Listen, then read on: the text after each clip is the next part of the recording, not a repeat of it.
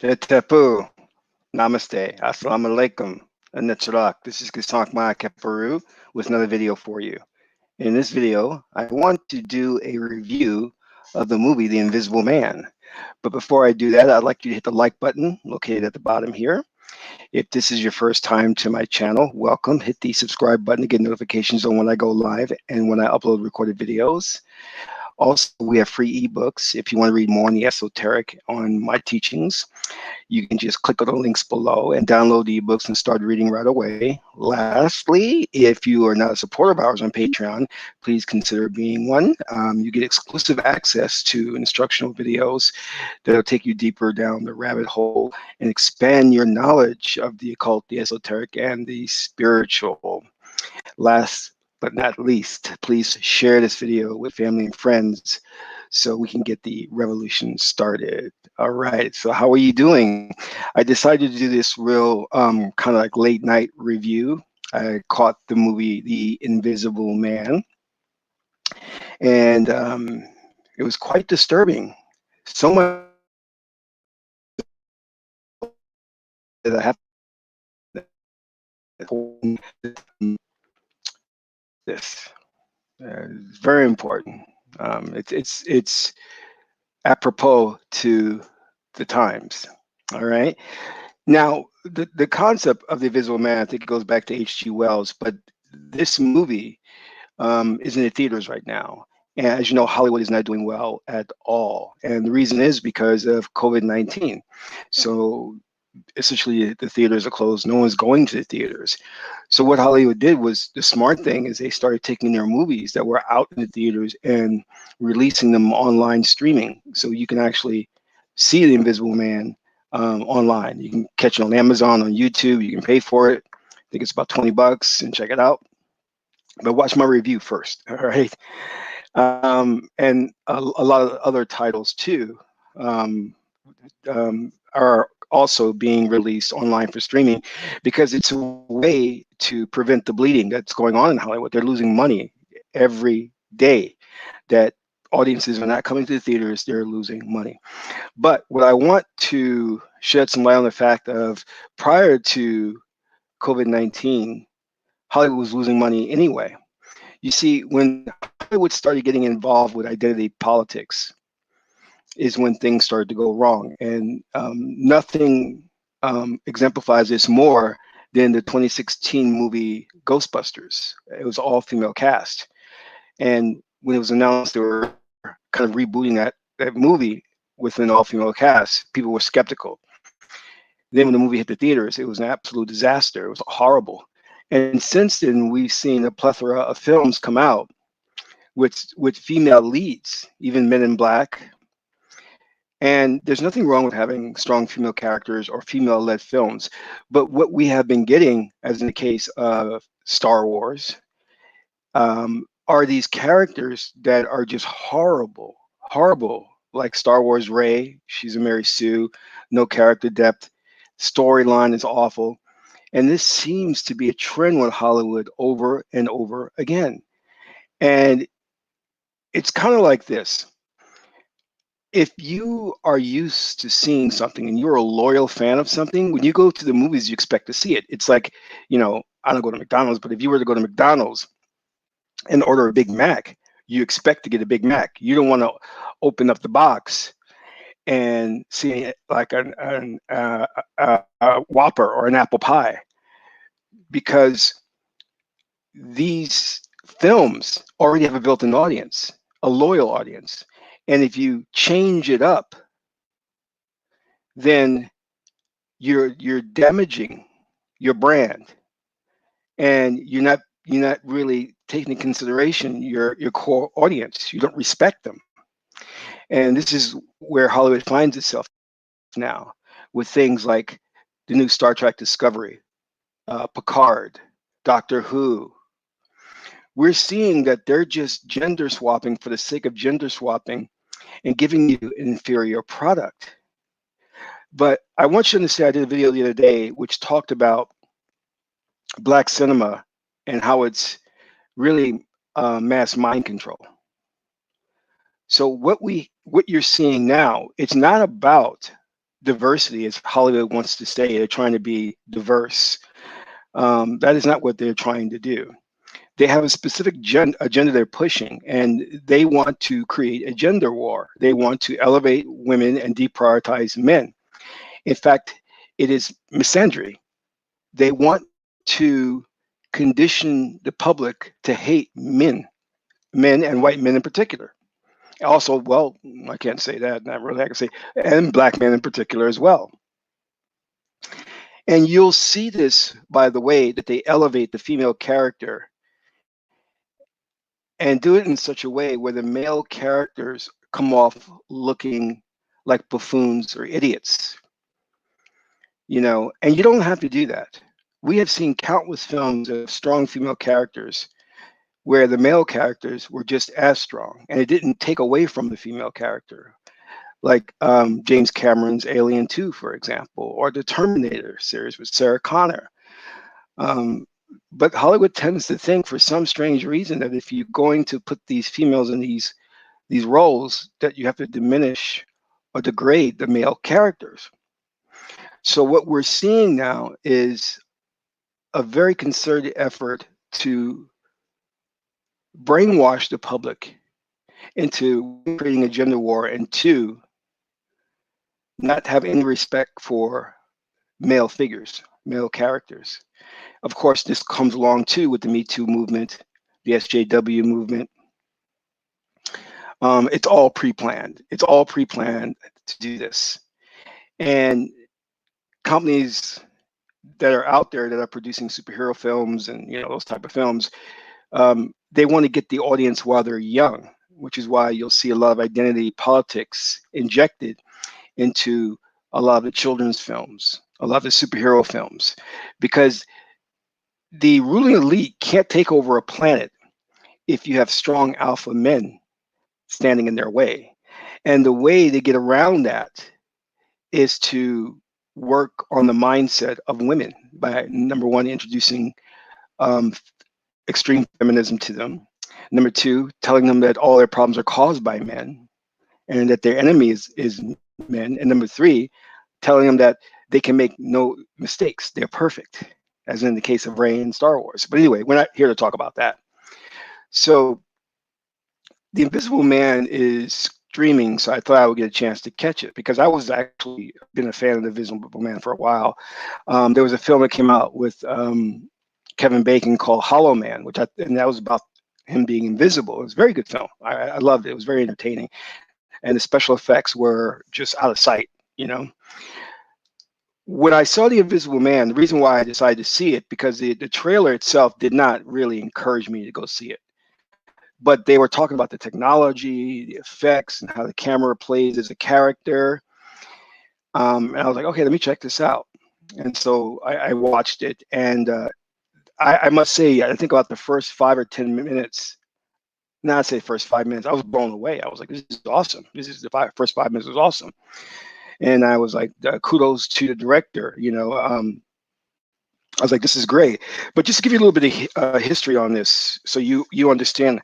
Lee Wanell is a director. Now, prior to him, there was supposed to be an Invisible Man film with what they call the extended universe. Now, this was when Tom Cruise had came out with The Mummy. Now, with that film with Tom Cruise, The Mummy was going to be the extended universe, meaning they were going to have, was it like Frankenstein, Bride of Frankenstein, The Invisible Man, Dr. Jekyll, Mr. Hyde, all that was supposed to come out. So they were going to have their own universe and The Invisible Man. And Johnny Depp was going to play The Invisible Man. When Tom Cruise's movie The Mummy failed, that ended the extended universe. Okay, so they said, no, we're not going to do this. Every movie that we make now is going to stand on its own. So Lee Wanell came along, and they gave, he pitched this idea for The Invisible Man. And what they'll tell you is that Universal loved his pitch so much so that they said, go ahead, direct it, go ahead, we'll fund it. Now, I want you to understand that these stories that you hear in the media in terms of how directors pitch projects, they're so passionate about projects, is a lie. It's basically a lie. When you look at The Invisible Man, and we're going to look at the trailer, you will understand that it is going in alignment with all the other films that are out there in terms of its gynocentric view, meaning it contains the elements of male hatred. And you have to, and there's not, and for this to be a coincidence from what you're seeing, it would defy the odds. So that tells me that Lee Wanell, this is not his vision. He probably says, I would like to direct a movie, The Invisible Man. Then the studio says, okay, we want you to inject um, concepts of misandry in the film. And what he's going to say, no, he's going to chance to direct.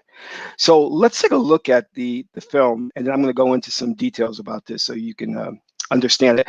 We're going to just take a look at the trailer. And I hope I don't get a strike by YouTube. They always want to give you a strike if you're showing.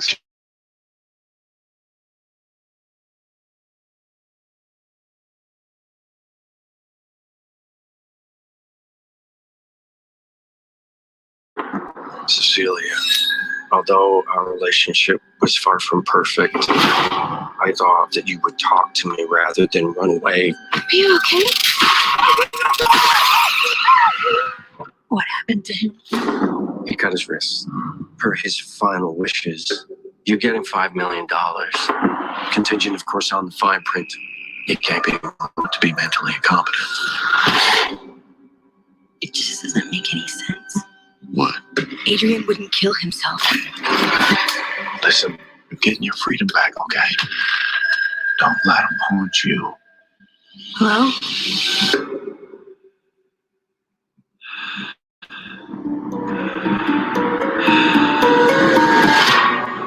I'm scared.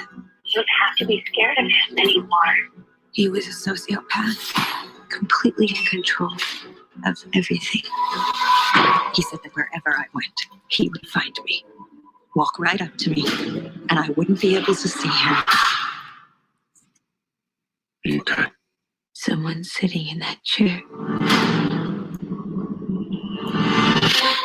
I found something that can prove what I'm experiencing. You need help. Adrian is dead. I went to his house today.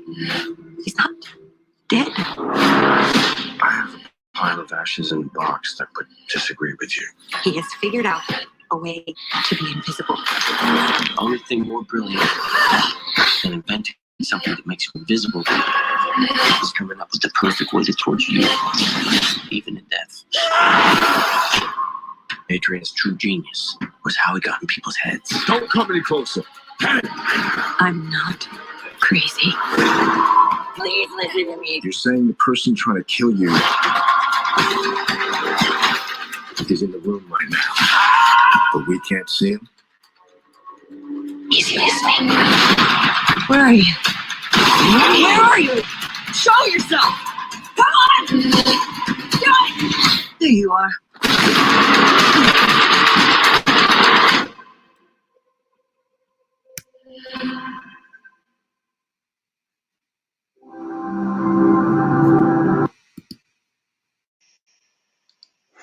All right. Okay, there. Now, a couple of things I want to say on this, right? Now, when I saw that trailer, I didn't really see anything spectacular or any groundbreaking effects. In fact, I saw more groundbreaking effects with Kevin Bacon's film Hollow Man. I mean, they did some extraordinary things in there with the invisibility technique and the green screen. So I advise if you want to really see something that's like special effects heavy, go check that film out. But let me give you just the overall concept of what's going on here. And there are going to be some spoilers. So if you don't want to hear spoilers, then don't watch this. The overall premise is that Elizabeth Moss plays Cecilia, and she is in a relationship with this very wealthy guy. He's an inventor of optics. So he's a person who makes groundbreaking discoveries in optics, but he's also a control freak. And she wants to leave the relationship because he's very abusive. So she ends up leaving the relationship, and shortly thereafter finding out that he has died. and obviously he faked his death, and he has invented this suit that renders him invisible. And what he does is he plays a cat and mouse game, or wouldn't well, what he does is he tries to get in her head and mess with her to make her think she's going crazy. But then she finally realizes that, oh, he's invisible. Now she goes through most of the film trying to tell everybody else and convince everybody else that he has created this suit that makes him invisible and that he is torturing her. And of course, no one believes her until the very end, of course. And still, the movie still questions, leaves it if they really believe that he invented an invisible suit or not, which I think was very. That's the one they had a problem with. At the very end, although people believe finally that Adrian faked his death, they still don't believe in a way that he invented this suit that rendered him invisible and was torturing Cecilia, Elizabeth Moss. All right, let's break this down. I want you to understand something here, what's going on in the world we live in today, because as the Chinese proverb goes, may you live in interesting times, and we live in interesting times. These films are no longer entertainment. This is all mind control and brainwashing.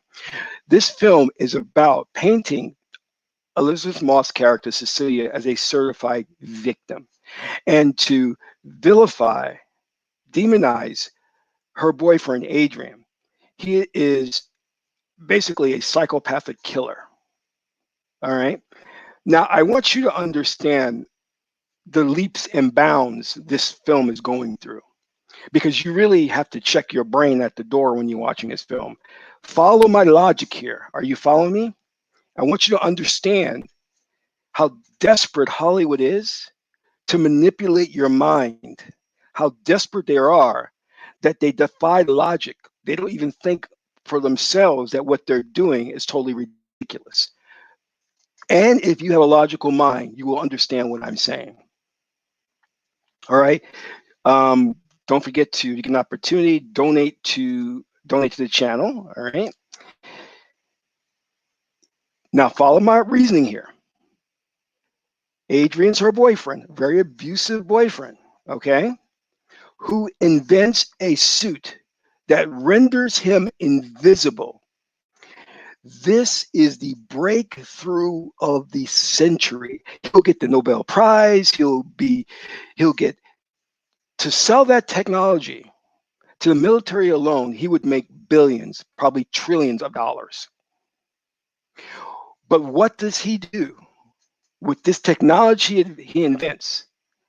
Does he sell it to the military and make the trillions of dollars and get world notoriety, get prizes, get fame, get fortune, and get any woman he wants? No. He uses the suit to terrorize his ex-girlfriend, who, when you see in the film, they do everything possible to make her look unattractive, to make her look like uh, a woman who's kind of mediocre. And they do that on purpose. I'm going to tell you why they do that, okay? Does that make any sense? Who in their right mind would invent a suit that can make you invisible, that could bring you in billions of dollars, and you use it for something so petty as to torment your ex-girlfriend who's not that attractive? That defies logic. That makes no damn sense. And I struggled with that in watching this film. I kept questioning I said, why is he doing this? He can have any woman he wants. Why is he doing this? I could think of a million things I would do with an invisible suit rather than torment my ex-girlfriend. I would try to sneak into the White House. I would try to sneak into Area 51 and see if there are aliens there. She's moved on with her life, Cecilia, and he's still chasing after her. Now, let me go back to the point I was trying to say why they make her look unattractive. It's the Cinderella story. See, they want women to buy into the fact that no matter how unattractive you are, you can get a man who's out of your league. So she got Adrian, and she admits in the film, "Why are you with me?" Who is already wealthy, who's already a groundbreaking scientist, almost on the level of Tony Stark from Iron Man. And This is the kind of thing that they sell young girls all the time. You don't have to be attractive. Men should accept you for who you are. You can get a prince no matter how you look, which is full of, that's just baloney. That's just baloney. And I want you to understand something, because they do everything they can to paint Cecilia in the movie as a certified victim and to show how evil, vicious, and abusive Adrian is. When you really understand these cycles of violence and of domestic abuse, you must also understand that the man, in this case Adrian, is a victim himself, because most often people who commit abusive acts or domestic violence were abused themselves. But we don't look at that 360 view. We are not asked to look and try to understand and sympathize with what brought him to a point of where he felt like violence or being a control freak. Because what I saw, what I took from that was, I said, here's a man who's afraid to be alone. He probably was abandoned as a child. And when she's leaving, he's probably reliving that abandonment. But we're never asked that. We're never asked to look at this, look at that character in a three-dimensional way. It's only one dimensional. He's evil, violent, and he must be put down. Now, let's go further. When we look at all the other male characters that she's trying to communicate to and tell them that, you know, Adrian is still alive, he's abusing me, he's invisible. One of them is, his name is James. He's a black character with his daughter, and they all live together. And I think he's a policeman. Yeah, he's a policeman. All these male characters are dumb. You would figure eventually, if you pick up the clues and you can see things like a gun is floating in the air, you have to start believing her at some point. And that's another part I struggle with. I said, at some point, you're going to have to believe her. And there's one scene where they put her into a hospital, a psychiatric ward, and Adrian comes in there. He's invisible. He's wearing a suit, and he literally kills everybody. He's just running around killing all the guards and stuff. And I'm saying, well, and the thing is, when these guards, it's like they're deer. It's like they're deer in the headlights. When they see something floating, like a stick or a gun, they just stop there and look in amazement. I'm like, no, you would probably be shocked for a couple of minutes. And after that, you would either haul ass or you would kick ass. You know what I mean? And I had a problem with that. And I also said, you do have cameras in this hospital that are picking this stuff up. So eventually somebody has to see this and believe her. And at the very end, like I said, they left it as a question as to whether or not people really believe that Adrian had an invisible suit. They know he faked his death and was tormenting her. And I'm like, how could you not see that the man was invisible with all this stuff that was going on? You know what I mean? But this is common among what they have been doing with these films, is because they really dumb down the male characters. And the way Adrian is portrayed is just so freaking violent. Now, here's another thing, again, more spoilers going toward the end. There's a point toward the end where Cecilia can walk away from all of this, spiritually grow, close the door, have closure on everything, and she chooses not to. And in fact, she commits such a horrible act, which was on the same level of what Adrian was doing, that she now puts herself on the same level, meaning she's just as violent as him now. I said, here she had an opportunity to redeem herself, but she stooped to his level. But because she's a woman, it's excusable. Do you understand? It's excusable in the film because of the gynocentric perspective. You see, when a man commits a violent act against a woman, he's called names. They say, call the police, arrest him. He's dirt. He's low life for putting his hands on her. But when a woman puts her hands on a man, they say, what did the man do to make her put her hands on him? See, we look for context when it comes to the woman, but when the man, we just want to lock him up. And this is the trend that's going on right now. And I think really good stories, really good movies have you sympathize with the villain, have you understand the villain's perspective. As in the case of, and what made it partly an amazing film was Black Panther, where you were a bit confused. There was a paradox because you like Black Panther, T'Challa, but Killmonger had a point, and you understood Killmonger's side. He was saying we need to free Black people. They've been abused globally. We need to free them. Let's use the technology that we have and free Black people. And it was brilliant plot device because you had a bad character who you understood why he was bad, and to a degree you sympathized with him. So you wanted to root for the superhero, and you also wanted to root for the villain. Here in the Invisible Man, it's obvious that Adrian's just a bad guy because there's no context. They're not showing you the cycle of abuse.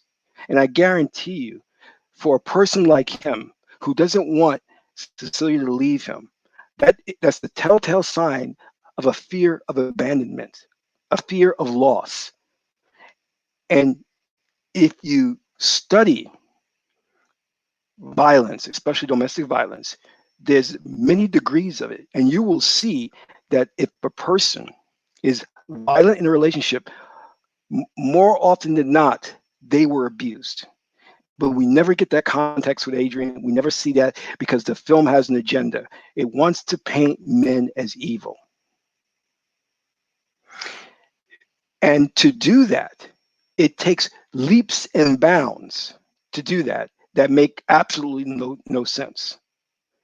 The mere fact that and the fact that we don't even explore is that Adrian really is a very brilliant man to create something like that, kind of like the Predator. The Predator could render himself invisible, where his technology was far superior to the Predator's. And we don't even look at that. We don't say, look, here is a brilliant man pioneering in optics who created a suit that makes you invisible, who is screwed up in the head. Let's see what we can do to help this man, to bring him into the fold of society, to make him a whole person. No, we don't explore that because the film has an agenda. But when it comes to Cecilia, we get all of his context. We understand that she's abused. We see her crying, and it really goes to great lengths to get us to sympathize with her. And we do. We understand her plight.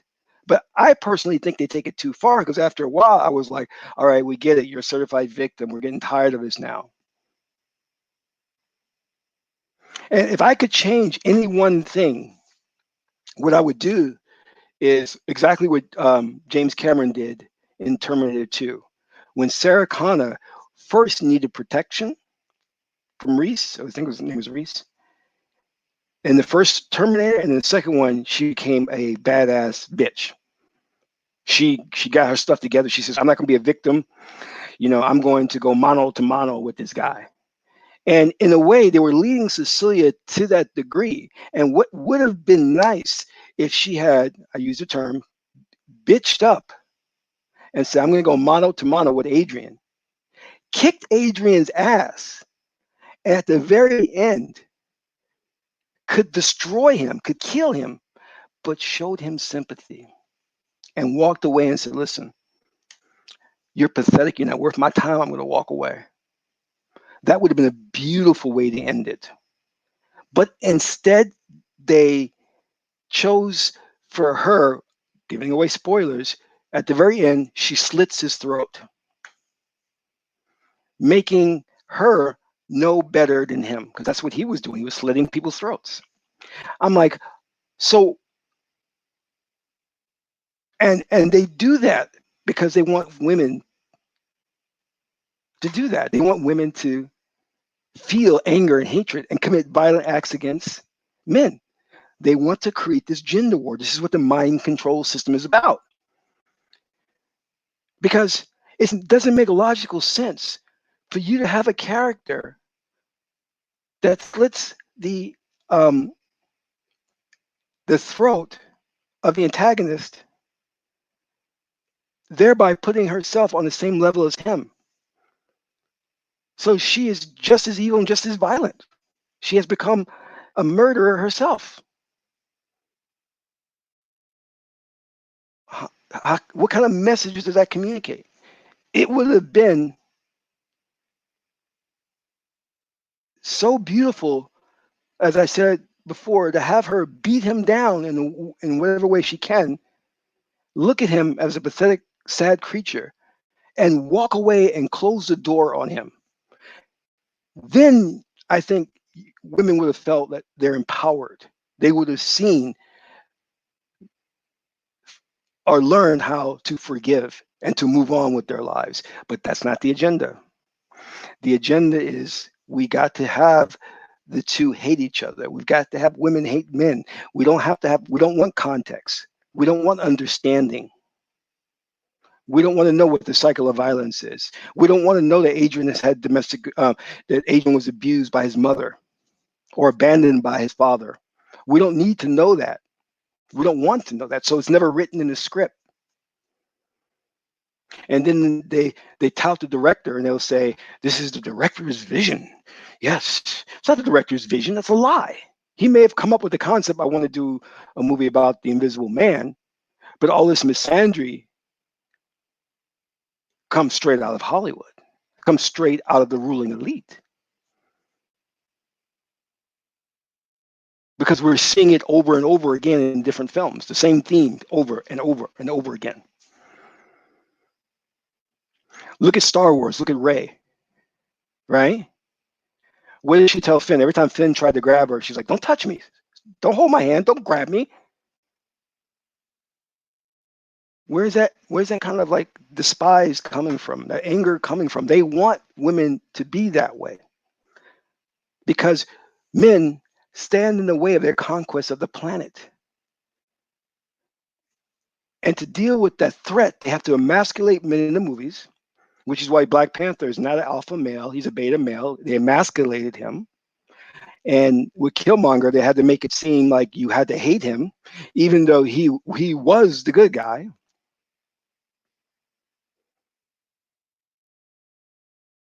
Same thing with the movie Blade. They pick an actor who's very effeminate, when we know that Wesley Snipes was an alpha male, martial artist, good actor, but they pick an effeminate male to portray the new Blade. It's on purpose. They know what they're doing. This is, and the sad part about it is that we're still trying to figure it out. We're still playing catch up on what's going on here. So I wanted to do this review of The Invisible Man because I think it typifies what's going on in the world today with Hollywood. Hollywood is losing money because they're doing this, but you see, they don't care. They have billions and billions of dollars. They got the major Wall Street banks behind them. They can afford to take this hit because they have the end goal in mind. What is the end goal in mind? Conquest of the planet. Hollywood is just a vehicle. There's a hidden hand behind Hollywood that's disseminating the edicts, the directives, that's telling Hollywood, put this in your movies. We need to condition the people's mindset to think a certain way. This is Ron Armstrong, also known as Kasank Maya Keparu, son of Maat and Tahuti. My aunt is a beautiful goddess Hedaru. Until my next video, Amin Ra.